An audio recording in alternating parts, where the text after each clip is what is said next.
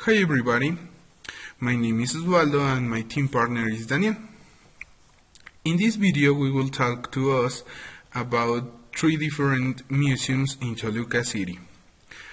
Those are the Inquisition Museum, the Popular Culture Museum, and the Alfeñique Museum.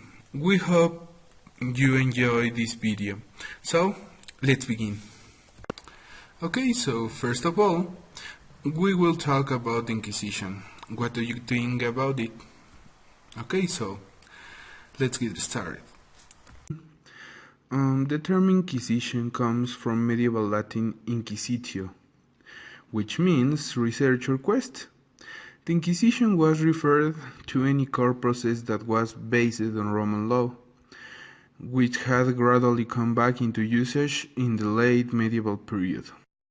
Before the year 1100, the Catholic Church suppressed what they believed to be heresy, usually through a system of ecclesiastical proscription of imprisonment, but without using torture, and seldom resorting to executions. Such punishments were opposed by a number of clergymen and theologians, although some countries punishes heresy with the death penalty. This institution was very used in Europe on the 12th century and also came to the colonial Mexico. The Mexican Inquisition was an extension of the Spanish Inquisition to New Spain. The Spanish conquest of Mexico was not only a political event for the Spanish, but a religious event as well.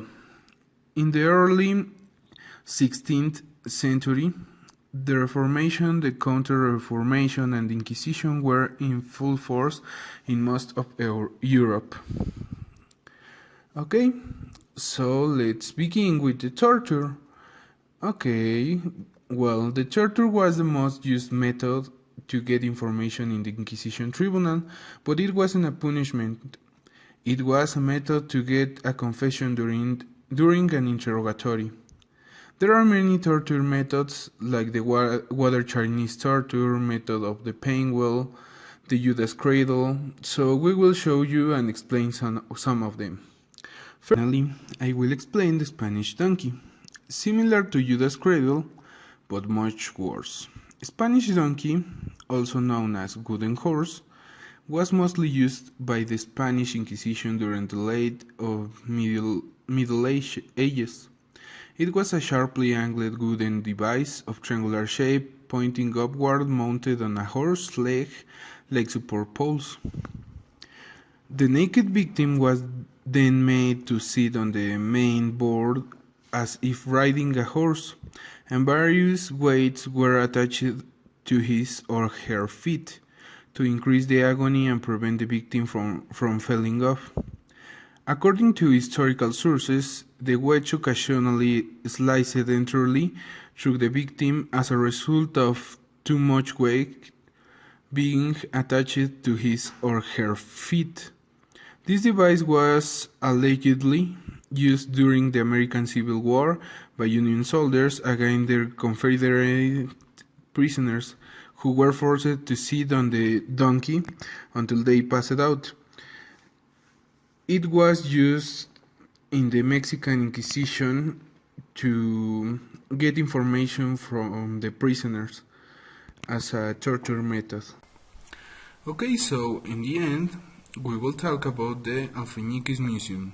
The Museum of Alfeñique in Toluca opened in the framework of the Fair and Cultural Festival of the Alfeñique on November 1 of 2014, with the aim of preserving and disseminating one of the most important gastronomic traditions of the city and of the Valley of Toluca, the sweet of the Alfeñique, which is an essential part of the Alfeñique's Fair and the celebration of the Day of the Dead, which are part of our material and immaterial heritage, which define us in Toluca.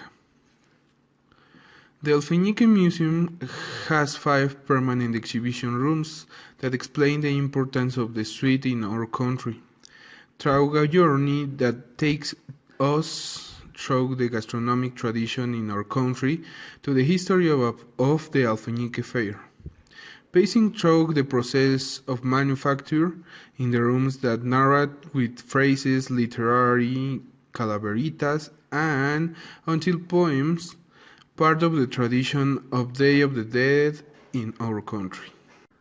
The hall number one is the intangible heritage. In this hall, Mexican food is highlighted as intangible heritage of humanity. Here we can find a screen with augmented reality and a puzzle about the states of the country where the alfeñique is produced. The second hall is the alfeñique's history. In this hall, the origin of this tradition and the way in which it was transported from Europe to New Spain, the places in Toluca where it was produced and sold since the colonial era, is explained by school robots. In the hall number 3, we can find the artisan workshop. Here we find a representation of how the alfeñique is realized and in which the visitors can create their own candy of alfeñique and sugar skull. In its interior, different screens were placed with a 3D animation, which explains the process of preparation of the alfeñique and to know the raw material with which the traditional sweets are prepared in Toluca for the celebration of Day of the Dead. In the hall number 4, we can find creation of a school. There is an interactive space dedicated to the celebration of the Day of the Dead in Mexico. It has a guiding school to place the name of the visitor, an interactive offering that lights up, if armed correctly, a musical wardrobe with cat frames and Catrinas costumes, as well as a touch screen that presents the different indigenous offerings of the state of Mexico. In the hall number 5, there is a shared tradition room dedicated to the history and characteristics of the fair of the alfeñique in Toluca.